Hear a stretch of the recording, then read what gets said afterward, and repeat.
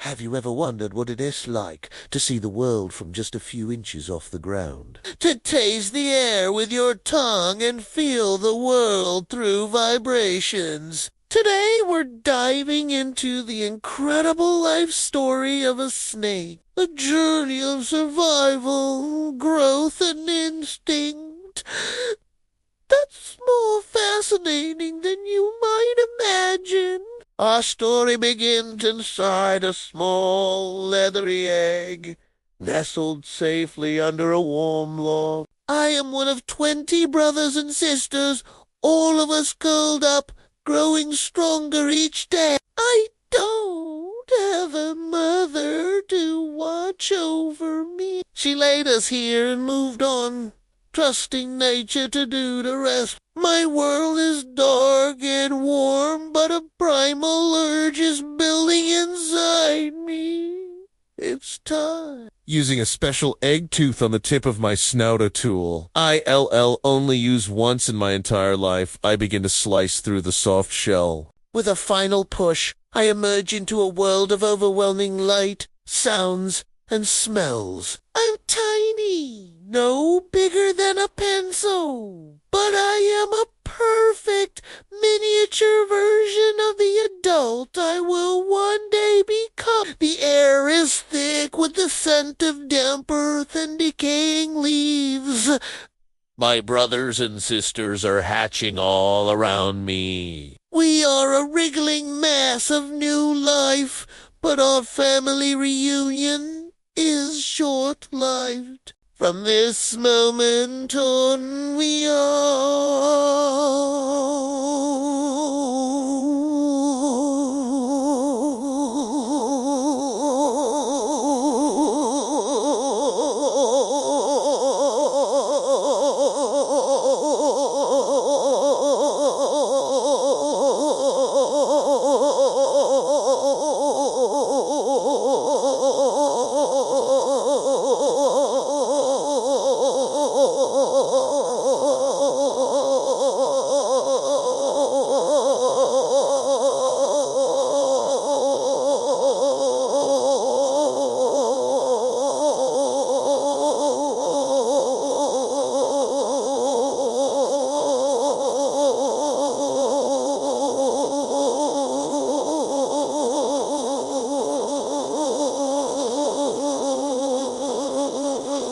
Survival is a solo mission.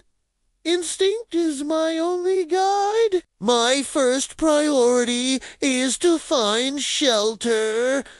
I'm incredibly vulnerable right now to a hawk soaring above or a mongoose rustling in the undergrowth. I am an easy meal. I slither away from the nest site, my belly scales gripping the terrain, propelling me forward. My forked tongue flicks in and out, constantly tasting the air, gathering chemical information, painting a picture of my surroundings in my mind. It tells me where a predator might be hiding, or where a tiny lizard, my first potential meal, might be. I find a crevice under a large rock. It's dark, cool, and safe. This will be my first home. The first few weeks are a blur of learning and surviving. I quickly discover that my body is an amazing tool. My skin is covered in scales that protect me from the rough ground. I don't see the world in high definition, color like you do. Instead, I'm highly sensitive to movement. Any flicker in the periphery sends me into high alert. For some of my cousins, like pit vipers, they even have special heat-sensing pits on their faces, allowing them to see the world in thermal vision, like a superhero. It's a secret weapon for hunting warm-blooded prey in total darkness. But I'm growing, and my skin isn't stretching with me. An uncomfortable tightness begins to set in. My color's dull, and my eyes turn a milky, cloudy blue. I'm entering a process called agnosis, or shedding.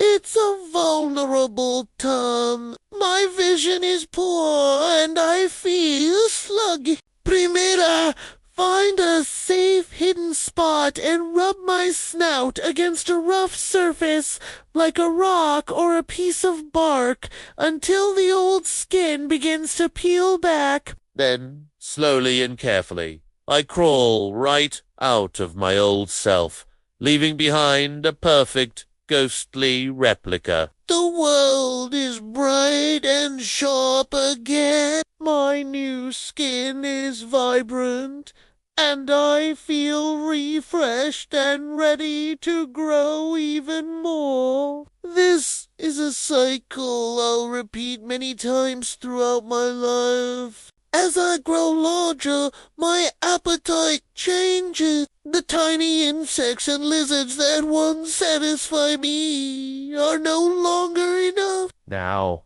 I hunt for mice and small rodents.